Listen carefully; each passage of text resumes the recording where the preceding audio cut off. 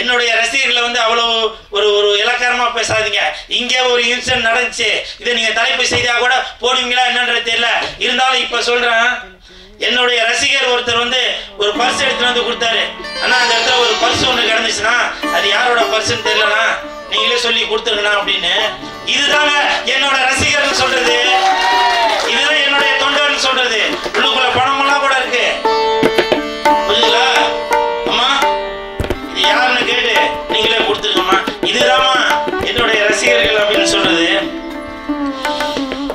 அதே மாதிரி நம்ம அனல் மலை அந்த படத்தோட இயக்குனர் சார், உண்மையிலே சொல்றேன் சார், உங்களை பத்தி சொல்றேன், நீங்க அவர் கூட பேசினது இல்லை. இவரை வந்து நான் பாக்குறது ஒரு டி ராஜேந்தர் சார் மாதிரி உங்களை பாக்குறேன், தெரியுங்களா? ஏன் தெரியுங்களா? துணிஞ்சு 5-6 பாட்டு வச்சீங்க பாத்தீங்களா, அந்த இடத்துல நீங்க டிஆர் சார் மாதிரி நிக்கிறீங்க. டிஆர் சார் படத்துல என்ன சார் கரெக்டா இல்லையா? என் தலைவர் இருக்கிறாரு, கரெக்டா சொன்னாரு பாருங்க. பாட்டுக்கு அவ்வளவு இம்பார்ட்டன்ட் கொடுப்பாரு.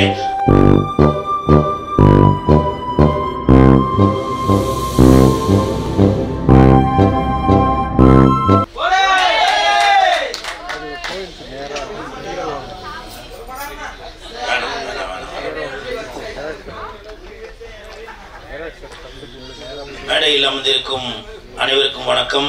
பத்திரிகை நண்பர்கள், ஊடக நண்பர்கள், இணையதள நண்பர்கள், பிஆர்ஓ மணி, பிஆர்ஓ என்னை மாதிரி செட் பண்ணி வந்துட்டியாவா,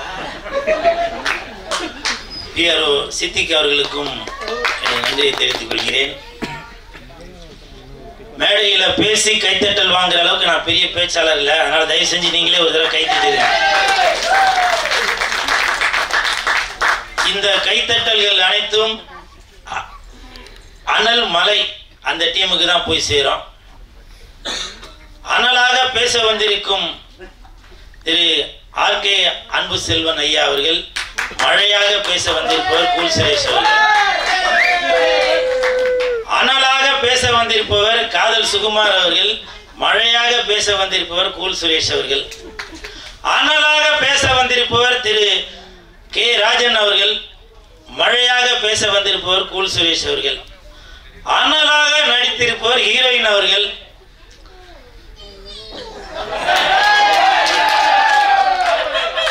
அதை அணைக்க வந்திருக்கும் மழையாக வந்திருப்பவர் கூல் சுரேஷ் அவர்கள். அனல் மலை இப்போ வந்து உண்மையிலேயே இப்போ வந்து அனல் மலை தான் வந்துட்டு இருக்கு. ஏன்னா இப்போ வெளியில் பார்த்தீங்கன்னா பயங்கர அனல், ஆனால் 2 நாளைக்கு ஒரு தடவை மழையும் பெய்யுது. ஸோ இந்த நேரம் கரெக்டான சூழ்நிலைக்கு ஏற்ற மாதிரி தான் சார் இந்த படத்தையும் நீங்கள் ரிலீஸ் பண்ணுறீங்க. உங்களுக்கு என் மனமார்ந்த வாழ்த்துக்கள். இயக்குனர் ஐயப்பன் ஐயனார் நன்றி நன்றி. அப்புறம் ப்ரொடியூசர் மோகன் சார், உங்களுக்கும் என் மனமார்ந்த பாதி நன்றி தான் சொல்கிறேன். ஏன்னாக்க நீங்கள் பாண்டிச்சேரியிலேருந்து வந்தவங்கன்னு இப்போ தான் சொன்னீங்க. வரும்போது எதுவும் வாங்கிட்டு வந்தீங்களா, கையை வீசிட்டு வந்தீங்களா? இல்லை, பாண்டிச்சேரியிலேருந்து வந்திருக்காங்க, வெறும் சால்வை மட்டும் போட்டுட்டு போகிறாங்க. அது என்னுடைய குமுறல் இல்லை. இந்த வீடியோ பார்க்குறவங்களாம் கமெண்ட்டில் கேட்பாங்க, பாண்டிச்சேரியிலேருந்து ப்ரொடியூசர் வந்திருக்காரு அண்ணா, நான் உங்களை பார்க்க வருவாண்ணா அப்படின்னு கேட்பாங்க. என் ரசிகர்களுக்கு நான் என்ன பதில் சொல்கிறது, நீங்களே சொல்லுங்கள். நீங்க தான் இன்சார்ஜா? பாண்டிச்சேரி ஃபுல்லா குத்தகைக்கு எடுத்துருக்காரு இவரு தான் போல. நன்றி நன்றி சார். அதே மாதிரி தம்பி ஷெரீஃப் அவர்கள் பேசும்போது சொன்னாங்க, உண்மைதான் அது. ஏன்னா பல கஷ்டங்களை தாண்டி தான் வரணும். ஸோ சினிமான்றது அப்படிதானே. இப்போ நான் மட்டும் இல்லை, எல்லா நடிகர்களுமே இப்போ உள்ள பெரிய இயக்குநர்களோட மகன்களும் பெரிய தயாரிப்பாளர்களோட மகன்கள் கூட பெரிய ஆள் ஆகிறதுக்கு முட்டி மோதிக்கிட்டு தான் இருக்கிறாங்க. ஆனால் இந்த கூல் சுரேஷ் நிறைய பேர் நினைப்பாங்க, என்ன கூல் சுரேஷ் பெரிய நடிகரும் இல்லை, பெரிய பணக்காரனும் இல்லை, ஆனால் கூல் சுரேஷ் எங்கே போனாலும் ஒரு கூட்டம் சேருது, ரசிகர்கள் சேர்றாங்க, ஒரு இவரே வந்து செட் பண்ணி வச்சிடறாரா அப்படின்னு சொல்லி நிறைய பேர் நினைக்கிறாங்க. இது கூல் சுரேஷ் இருக்கிற இடத்துல கூட்டம் இருக்கும், கூட்டம் இருக்கிற இடத்துல கூல் சுரேஷ் இருப்பான். நான் எவ்வளோ படங்களுக்கு ப்ரமோஷன் பண்றேன். அப்ப தியேட்டருக்கு போகும்போது ஹீரோ வரும்போது அவங்களே ஒரு மேலதாரம் செட் பண்ணி மாலை போட்டு ஒரு பட்டாசு வெடிச்சு இந்த மாதிரிலாம் பண்ணுவாங்க. அந்த மாதிரிலாம் நான் பண்றதே இல்லை இந்த கூல் சுரேஷ். இது நீங்க பல வீடியோக்கள்லாம் பார்த்துருப்பீங்க. இன்னமும் சொல்றேன், அது எப்படி பெரிய நடிகர்களுக்கு கைத்தட்டல்கள் வந்தா அவங்க வந்து ரசிகர்கள் கூல் சுரேஷுக்கு தட்டினா அதை நான் செட் பண்ணதா? நீங்களே சொல்லுங்க சார். கல்யாண சுந்தரம் சார் சொல்லுங்க. அதாவது பெரிய நடிகர்கள் ஏன் நான் சவாலே விடுறேன்னா, ஒரு 5 கோடி சம்பளம் வாங்குற ஹீரோவா ரோட்ல நடந்து வர சொல்லுங்க, நானும் நடந்து வரேன். யாருக்கு ரசிகர்கள் வந்து போட்டோ எடுக்கிறாங்க கை தட்டுறாங்க அப்படின்றத பார்த்துருவான். சமீபத்தில் கூட ஒரு நம்ம ஐஸ்வரி கணேஷ் ஐயா அவர்களுடைய திருமணத்திற்கு போயிருக்கப்போ, மகளுடைய திருமணத்திற்கு போயிருக்கப்போ யார் யார் பெரிய நடிகர்கள்லாம் வராங்களோ அவங்களுக்கு தான் பவுன்சர் வந்து ரொம்ப முட்டு கொடுத்துட்டு இப்படி போறதும் அப்படி போறதும் வலிவிடு அப்படி அப்படின்னாங்க. நான் போனேன், கெத்தா போனேன், தில்லா போனேன். எனக்கு பாதுகாப்பு கொடுத்தது யாரு? என் ரசிகர்கள், என் தொண்டர்கள். புரியுதுங்களா? ரசிகர்கள், அதாவது அந்த பெரிய நடிகர்கள் என்ன பண்ணுவாங்க, ரசிகர்கள் நம்மளை பாதுகாக்கிறதே அந்த ரசிகர்கள் தான். நமக்கு இன்னைக்கு காரு பங்களா வசதியா இருக்கணும், அதுக்கு காரணம் ரசிகர்கள் தான். அந்த ரசிகர்களை கிட்ட வர விடாம பவுன்சரை வச்சு தள்ளுறது, குத்துறது, அடிக்கிறது அந்த மாதிரிலாம் பண்ணுவாங்க. நான் அந்த மாதிரிலாம் பண்றது இல்லைங்க. என்ன பார்க்கறதுக்காக ரசிகர்கள் அவங்க வீட்டுல இருந்து வராங்க, எனக்கு போன் பண்ணி கேட்டுட்டு வராங்க. அந்த ரசிகர்களுக்காக வாழ்றவன் தான் இந்த கூல் சுரேஷ். இன்னைக்கு நான் இங்க நிக்கிறேன்னா அதுக்கு காரணம் என்னுடைய ரசிகர்கள் தான். புரியுதுங்களா? அதனால என்னுடைய ரசிகர்களை வந்து அவ்வளவு ஒரு இலக்காரமா பேசாதீங்க. இங்கே ஒரு இன்சிடென்ட் நடந்துச்சு, இதை நீங்க தலைப்பு செய்தா கூட போடுவீங்களா என்னன்றது தெரியல. இருந்தாலும் இப்ப சொல்றேன், என்னுடைய ரசிகர் ஒருத்தர் வந்து ஒரு பர்ஸ் எடுத்துட்டு வந்து கொடுத்தாரு. ஆனா அந்த இடத்துல ஒரு பர்ஸ் ஒண்ணு கிடந்துச்சுன்னா அது யாரோட பர்ஸ்ன்னு தெரியலனா நீங்களே சொல்லி கொடுத்துருங்கண்ணா அப்படின்னு. இதுதாங்க என்னோட ரசிகர்னு சொல்றது, இதுதான் என்னுடைய தொண்டர்னு சொல்றது. உள்ளுக்குள்ள பணமெல்லாம் கூட இருக்கு. புரியுதுங்களா? அம்மா இது யாருன்னு கேட்டு நீங்களே கொடுத்துருங்கம்மா. இதுதாம்மா என்னுடைய ரசிகர்கள் அப்படின்னு சொல்றது. அதே மாதிரி நம்ம அனல் மலை அந்த படத்தோட இயக்குனர் சார், உண்மையிலே சொல்றேன் சார், உங்களை பத்தி சொல்றேன், நீங்க அவர் கூட பேசிட்டு இவரை வந்து நான் பாக்குறது ஒரு டி ராஜேந்தர் சார் மாதிரி உங்களை பாக்குறேன். தெரியுங்களா? ஏன் தெரியுங்களா? துணிஞ்சு 5-6 பாட்டு வச்சீங்க பாத்தீங்களா, அந்த இடத்துல தான் நீங்க டிஆர் சார் மாதிரி நிக்கிறீங்க. டிஆர் சார் படத்துல என்ன சார் கரெக்டா இல்லையா? என் தலைவர் இருக்கிறாரு, கரெக்டா சொல்றாரு பாருங்க. பாட்டுக்கு அவ்வளவு இம்பார்ட்டன்ட் கொடுப்பாரு. 6 பாட்டையும் போட்டு காட்டு சும்மா அசர வச்சீங்க பாத்தீங்களா, அதுதான் என் தலைவன் டிஆருக்கு அப்புறம் நீங்க தான். அதுலயும் அசர வச்சீங்க பாத்தீங்களா, அந்த 2 பேரையும் ஸ்விம்மிங் பூல்ல நீச்சல் அடிக்க விட்டீங்க பாத்தீங்களா, அதையும் டிஆர் சாரோட நீங்க தான் சூப்பரா பண்ணீங்க. இதே டிஆர் சார் வந்தாக்கா பால் அந்த குளத்துல ஃபுல்லா பாலை ஊத்தி ஸ்விம்மிங் அடிக்க விட்டுருப்பாரு. நீங்க பட்ஜெட் கருதி அந்த தண்ணியில பாண்டிச்சேரிக்கார வேற, நீங்க பாண்டிச்சேரிக்காரா, பிளைன் வாட்டர் அதுல ஊத்தி ஹீரோவும் ஹீரோயினையும் நீச்சல் அடிக்க விட்டுருக்காரு. Super sir, super. அதே மாதிரி ஷெரீப் அவர்கள், நான் கூட இந்த படத்துல நடிக்கிறதுக்காக ஷெரீப் அவர்கள் பயங்கரமா ட்ரைனிங் எடுத்திருப்பாரு போல அப்படின்னு நினைச்சேன். வாழ்ந்துருக்கிறாரு. சூப்பருங்க. உங்களுக்காகவே மேடு பள்ளம் மலை பிரதேசம் இருட்டான காடு அந்த மாதிரிலாம் லொகேஷன் பார்த்து சூப்பர் வாழ்ந்துருக்கீங்க. உங்களுக்கு என் மனமார்ந்த வாழ்த்துக்கள். இப்படிதாங்க இருக்கணும். ஏதோ ஒண்ணு நம்ம வந்தோம் போனோம் அப்படின்னு இல்லாம அதோட இயக்குனர் என்ன எதிர்பார்க்கிறாரோ அதை வந்து அர்ப்பணிப்பா கொடுத்தோம். என்ன சார் கரெக்டா இல்லைங்களா? அப்புறம் இன்னொரு ஹீரோயின் நடிச்சிருந்தாங்க, உங்களுக்கு வேணும் மனமார்ந்த வாழ்த்துக்கள். நான் பக்கத்துல உட்கார்ந்து இருக்கும் போது காதல் சுகுமார் அவர்கள்கிட்ட சொன்னேன், இந்த படம் பார்க்கறதுக்கு 2 இதயம் வேணும் அப்படின்னு. ஏன்னா 2 இதயம் இருந்தாலும் 2 ஹீரோயினையும் பார்க்க முடியும். ஏன்னா ஒரு ஹீரோயினை பார்க்கும்போது ஒரு இதயத்தை அந்த ஹீரோயின் பிடிக்கிட்டு போயிடுவாங்க, இன்னொரு இதயம் இருந்துச்சுன்னா இவங்களும் பிடிக்கிட்டு போயிடுவாங்க. அதனால 2 இதயத்தோட இந்த படத்தை வந்து பாருங்க.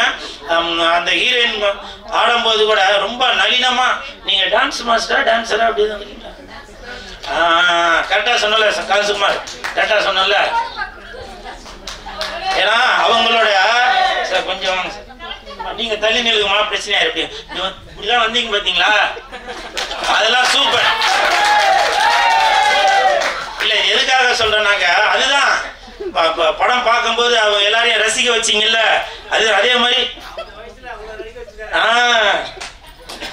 வயசுல இவ்வளவு ஆடி இருக்கீங்கனாக்கா அப்படி அந்த வயசுல எவ்வளவு ஆடி இருக்கீங்க சார்? நான் டான்ஸ் சொன்னேன் சார். ஹீரோயின் ஆடி இருந்தாங்க பாத்தீங்களா? வசந்தம் வந்தது யாரதை தந்த அந்த பாட்டு தானம்மா? அதான் அந்த அந்த ஹீரோயின். அவங்களும் நல்லா பரதநாட்டியம்லாம் நல்லா ஆடி இருந்தீங்க. சூப்பர். நீங்க கிளாசிக்கல் டான்ஸராமா? நீங்க கிளாசிக்கல் டான்ஸர். அதான் நானும் உங்கள்கிட்ட வந்து கிளாஸுக்கு எடுக்கலான்னு, ஐ மீன் கிளாஸ் கத்துக்கலாம்னு பார்த்தேன்.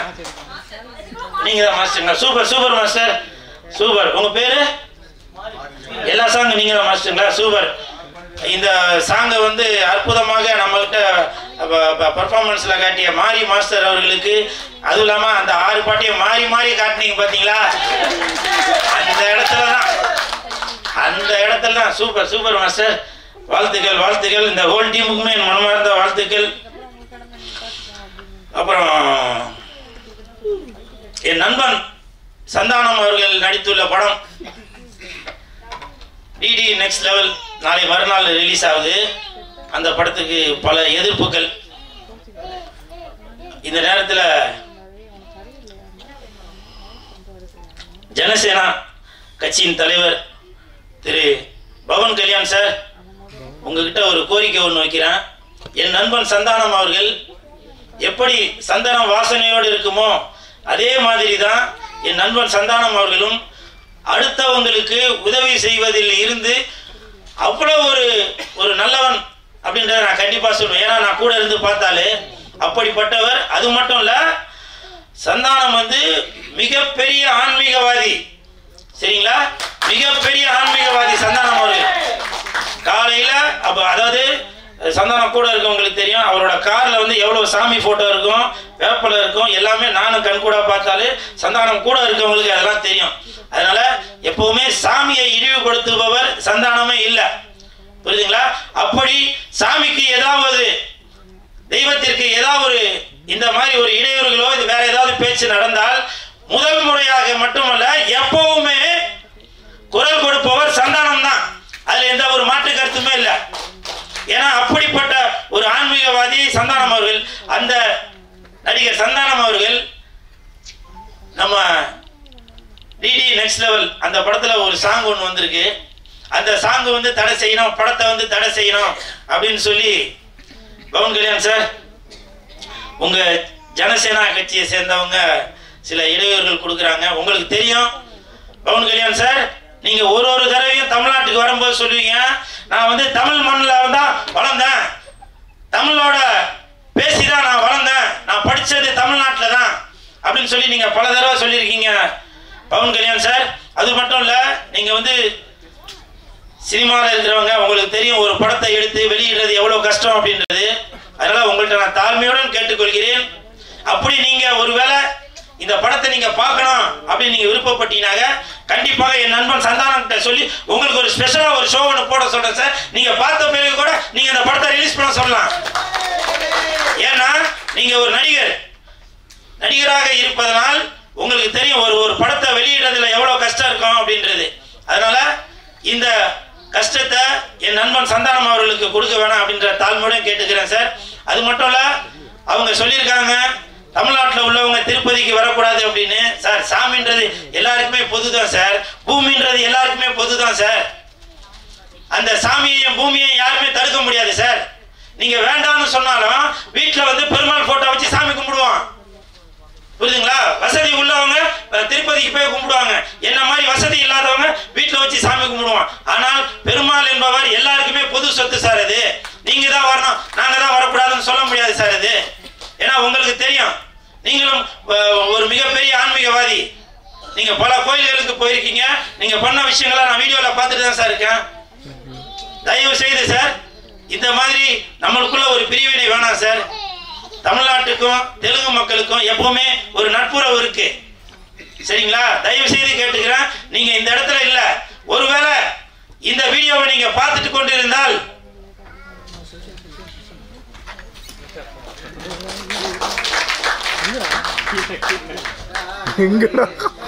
இப்ப நான் இங்க விழுந்தது உங்க காலில் விழுந்திருக்கேன் சார். ஏன்னா நீங்க ஒரு மிகப்பெரிய ஆன்மீகவாதி, உங்களுடைய காலில் விழுறதுல எந்த ஒரு தப்பும் இல்லை நான் நினைக்கிறேன். புரியுதுங்களா? ஒரு சாமியோட காலில் விழுந்ததா நான் நினைக்கிறேன், ஒரு பெருமாளோட காலில் விழுந்ததா நான் நினைக்கிறேன். அதனால என் நண்பன் சந்தானம் அவர்கள் நெக்ஸ்ட் லெவல் இந்த படத்திற்கு நீங்க தான் முதல்ல ஒத்துழைப்பு கொடுக்கணும் சார். சரிங்களா? இதுதான் என்னுடைய தாழ்மையான வேண்டுகோள். எப்பவுமே கூல் சுரேஷ் இருக்கிற இடம் ரொம்ப ஒரு குதூகலமா இருக்கும். ஆனா இன்னைக்கு வந்து இந்த மாதிரி ஒரு விஷயத்த பேச வேண்டிய சூழ்நிலை. காரணம், என் நண்பனுக்கு, என் உயிர் நண்பனுக்கு, அந்த படத்துல வேலை செஞ்சவங்களுக்கு ஏதாவது ஒரு பிரச்சனைனாக்க கண்டிப்பாக குரல் கொடுப்பான் இந்த கூல் சுரேஷ். இந்த நேரத்தில் பவன் கல்யாண் சார், ஜனசேனா கட்சியை சேர்ந்த நிர்வாகிகள் அனைவருக்கும் நான் ஒரு வேண்டுகோளா கேட்கிறேன். நீங்க படம் பாருங்க. படம் பார்த்தீங்கன்னாக்கா உங்களுக்கு புரியும். டிடி நெக்ஸ்ட் லெவல்ல நம்ம சாமியை பத்தி எதுவுமே ஒரு இதுவா பேசல, பாடல. அது ஜஸ்ட் ஒரு பாடல். இப்ப உங்களுக்கு தான் தெரியுமே. தவறாக இருந்தால் இந்த டிடி நெக்ஸ்ட் லெவல் அந்த டீம் சார்பாக உங்கள்கிட்ட நான் மனப்பூர்வமான தயவு செய்து சார், தயவு செய்து நான் உங்கள்கிட்ட மன்னிப்பு கேட்டுக்கிறேன். நீங்க சினிமா கலைஞர், உங்களுக்கு எல்லாமே தெரியும். எனக்கு அழுக வருது.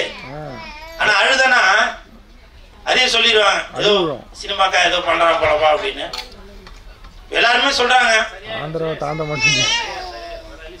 நன்றி நன்றி சார். கண்டிப்பா கண்டிப்பா நல்லது நடக்கும். கண்டிப்பா நல்லது நடக்கும்.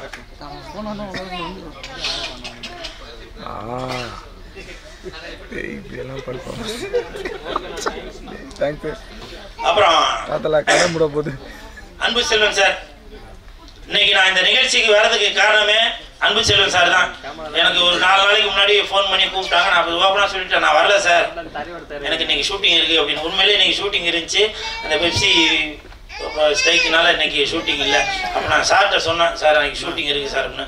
இல்லை சுரேஷே, இந்த மாதிரி அவங்க ஒரு சின்ன தயாரிப்பாளர் ஒரு படம் பண்ணியிருக்காங்க, நீங்கள் வந்து சப்போர்ட் பண்ணணும் அப்படின்னு. இதில் மற்ற விஷயங்கள் எல்லாமே சித்திக்கிட்ட பேசுங்க அப்படின்னா சித்திக்கிட்டையும் சொன்னேன், இந்த மாதிரி ஷூட்டிங் இருக்குது பிரதர் அப்படின்னு. இல்லை சார், இந்த மாதிரி நம்ம வந்து ஒரு சின்ன படம் தான், நம்ம மாதிரி ஆளுங்க தான் அவங்களுக்கு வந்து சப்போர்ட் பண்ணி மேலே தூக்கிட்டு வரணும் அப்படின்னு. ஸோ இந்த பெருமைகள் எல்லாமே நம்ம அன்பு செல்வன் சாருக்கும் சித்திக் அவர்களுக்கு தான் போய் சேரும். அன்பு செல்வன் சார் டெய்லியும் ஒரு தடவையாச்சும் தமிழ்நாடு சிறுபட தயாரிப்பாளர் சங்கத்தில் ஒரு தடவையாச்சும் டெய்லி என்னை பற்றி ஒரு நியூஸ் ஒன்று போட்டுருவாரு. கூல் சுரேஷை பயன்படுத்திங்க, கூல் சுரேஷை பயன்படுத்திங்க அப்படின்னு. அது அவருடைய நல்ல எண்ணத்தை காட்டுது. ஏன் அப்படின்னாக்க அவங்க படம் எடுக்கிறது வந்து எல்லா ஷூட்டிங்லாம் முடிச்சுட்டு வந்து அதுக்கு ஒரு பிரச்சனை வரும்போது தான் நேராக சாமி கிட்ட வந்து சாமி என்னை காப்பாத்து அப்படின்ற மாதிரி அவர்கிட்ட வந்து கேட்குறேன். அப்போ கூட அவர் சொல்றாரு, சரிங்க நீங்க எடுத்துட்டீங்க, இப்ப படத்தை வந்து ப்ரொமோஷன் நல்லா வெளியில தெரியறதுக்கு அதுக்காச்சும் கூல் சுரேஷை பயன்படுத்தி அதை வெளியில தெரிய வைங்கயா அப்படின்னு சொல்லி அப்பவும் படத்துக்கு அவர் சப்போர்ட் பண்ணிட்டு தான் இருக்காரு. என்னைய மாதிரி ஒரு கலைஞர்களுக்கு சப்போர்ட் பண்ணிட்டு தான் இருக்காரு. அன்பு செல்வன் சார், நன்றி நன்றி சார், நன்றி சார். இப்ப வரும்போது ஒரு தம்பி சொன்னாரு, அவர் ஒயிட் அண்ட் ஒயிட்ல இருக்கிறதுனால அட்டகாசம் அஜித் சார் மாதிரி இருக்காரு அப்படின்னு. உண்மையிலேயே அந்த வெள்ளை ஜொல்ல போடுறதுக்கு ஒரு உன்னதமான ஒரு தலைவர் என்றால் அது நீங்க தான். சட்டைய வெளியில மட்டும் வெள்ளையா போட்டுருந்தா பத்தாது, உள்ளுக்குள்ளேயும் போடணும் இல்லையா? அப்பதான் அந்த சங்கம் நல்லா வளர்ந்துட்டு போவோம். அந்த ஒரு எண்ணத்துல நமது சிறுபட தயாரிப்பாளர் சங்க தலைவர் திரு அன்பு செல்வன் ஐயா அவர்களுக்கு இந்த நேரத்தில் என் மனமார்ந்த நன்றியை தெரிவித்துக் கொண்டு, இந்த படம் அனல் மலை நல்ல பணம் சார், இதெல்லாம் பேசும்போதுதான் சார். ஓகே, நன்றி, வணக்கம். நன்றி. அடுத்தபடியாக திரு எம் கண்ணன் அவர்களை ஒரு வார்த்தைகள் பேசுமாறு கேட்டுக்கொள்கிறேன். இப்போ நான் தெரியுமான்னு தெரியல, சொல்லிடுறேன். சொல்லுங்க சொல்லுங்க. மேடையில யாருன்னா பேசும்போது தயவு செஞ்சு இந்த மாதிரி பின்னாடி இருந்து குசு குசு குசுன்னு பேசாதீங்க.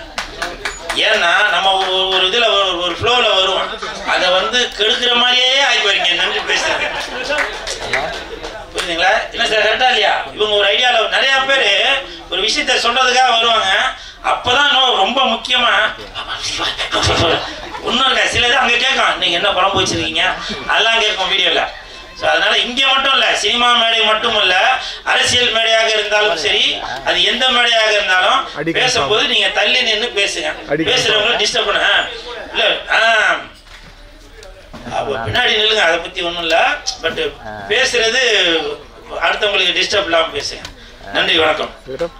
அனல் மலை.